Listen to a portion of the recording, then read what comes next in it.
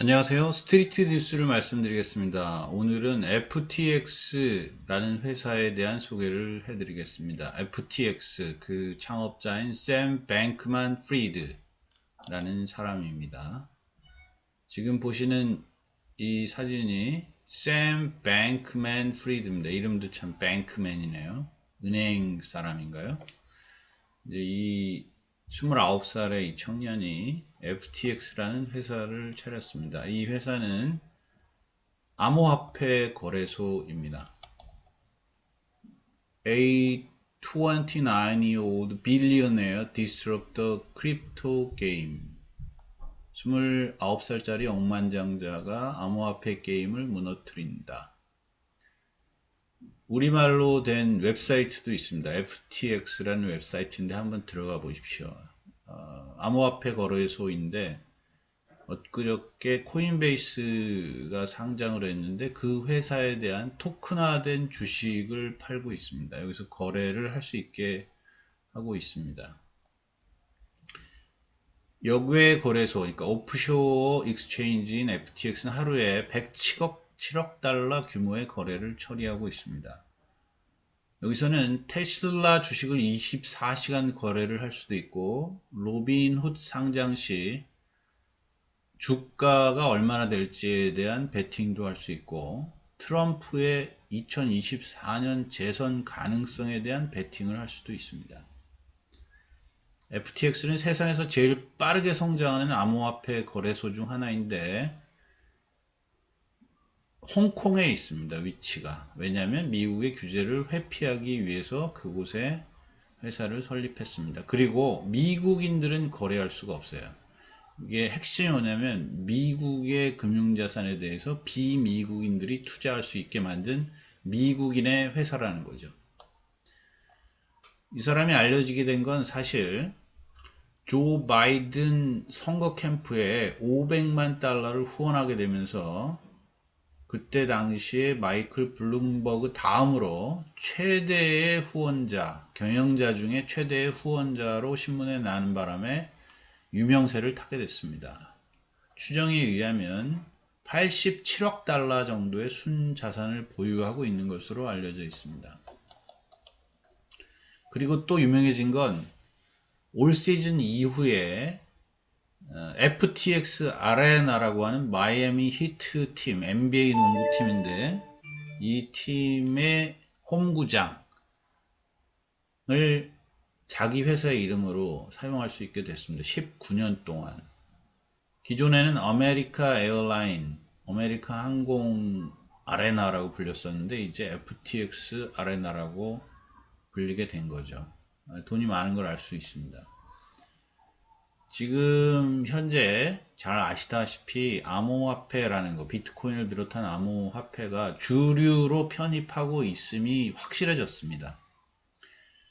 그리고 올해 만에 비트코인 가격이 올해만 해도 2배가 상승을 했고, 그 다음에 비트코인을 비롯한 많은 암호화폐 거래소 중에 선두주자인 코인베이스가 나스닥에 상장을 했습니다. 한번 말씀드린 적이 있죠.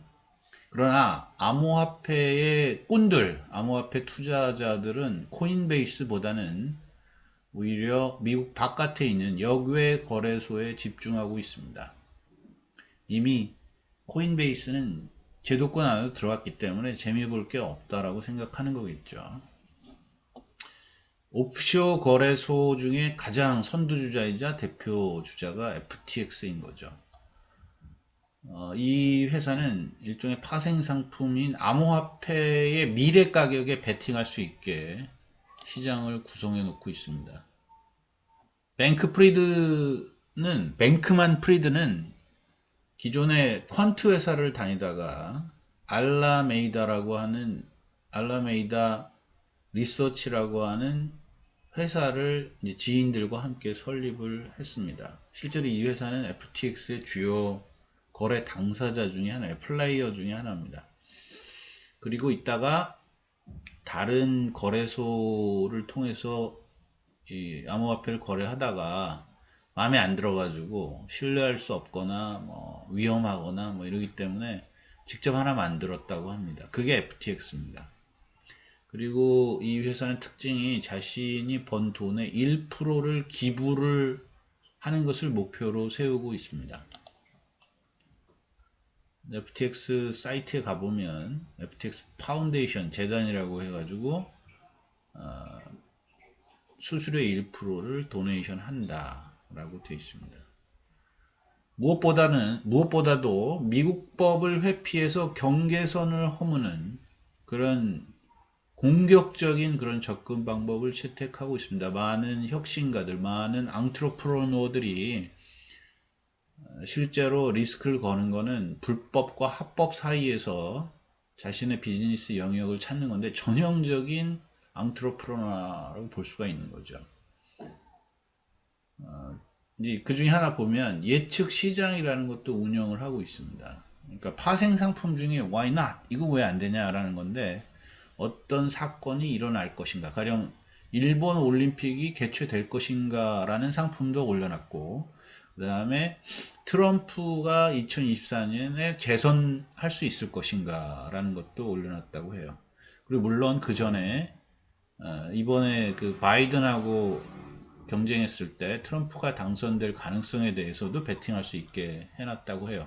그때 플로리다를 먹었을 때 트럼프가 플로리다를 먹었을 때 80%까지 상승했지만 그 이후에 뉴스들로 인해서 다시 하락했다라고 합니다. 그러니까 그 시장에서 이 FTX에 참여하고 있는 거래자들이 이 이벤트가 발생할 가능성에 대해서 수요자와 공급자로 서로 거래를 하는 거죠. 지금 보시는 건 테슬라에 대한 토크나이즈드 스톡, 디지털 자산이라는 건데 토큰화된 주식, 즉 회사의 주식의 가치를 기본 상품으로 해서 그걸 트래킹하는 그런 디지털 코인을 만들어서 제공하는 것입니다. 그걸 이제 토크나이즈드 스탁이라고 하는데 파생 상품을 만든 거죠. 그러한 토크나이즈드 스탁을 최초로 만든 거래소라고 할 수가 있습니다. 사실 토크나이즈드 된 것에 대한 이야기는 지난번에 디지털 그림 하나가 엄청 비싸게 팔리면서도 이제 화제가 됐는데 토큰화, 그러니까 고유하게 트래킹할 수 있는, 복사할 수 없는 그런 어떤 디지털 어셋을 만들므로써 가능하게 된 거죠. 마찬가지로 주식에 대해서도 토큰화된 주식을 만든 거죠. 그래서 테슬라나 게임스탑이나 바이오엔테크, 이번에 그 화이자 백신을 만든 바이오엔테크 같은 회사들의 토큰화된 주식을 거래할 수 있게 하고 있습니다. 그리고 무엇보다도 매력적인 건 미국인이 아닌 해외 거래자들이 미국의 주식, 로빈훗과 같은 미국 회사의 가치평가, 밸류에이션에 대해서 프리-IPO 컨트랙이라고 하는 또 다른 파생 상품, 스핀오프 상품을 제공하고 있다는 겁니다.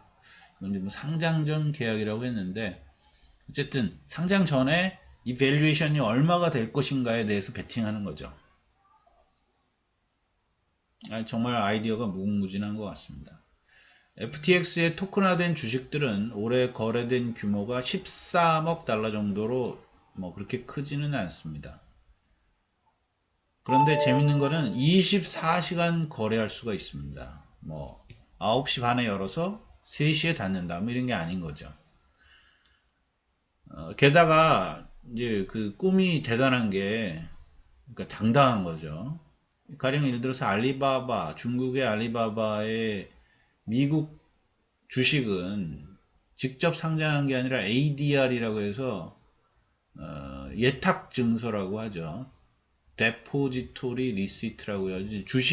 중국의 회사에 주식을 직접 상장을 못하니까 그 주식을 예탁하고 있는 금융기관의 증서, 그거를 상장시킨 상품, 그게 이제 예탁 증서인데, 외국에 있는 회사들이 그런 식으로 많이 하죠. 직접 상장하지 못할 경우에. 그러니까 그것과 다를 바가 하나도 없다라고 얘기를 하는 거예요.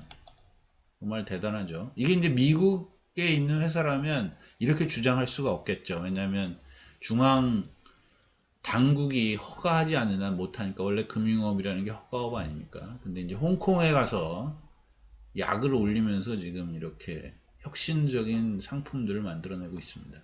FTX는 말씀드린 대로 홍콩에 위치하고 있고 실제 거래는 여기서 거래된 토큰과 독일에 있는 CM 에쿼티라고 하는 회사의 주식을 1대1로 대응을 시켜가지고 결국엔 현금화할 수 있게 합니다.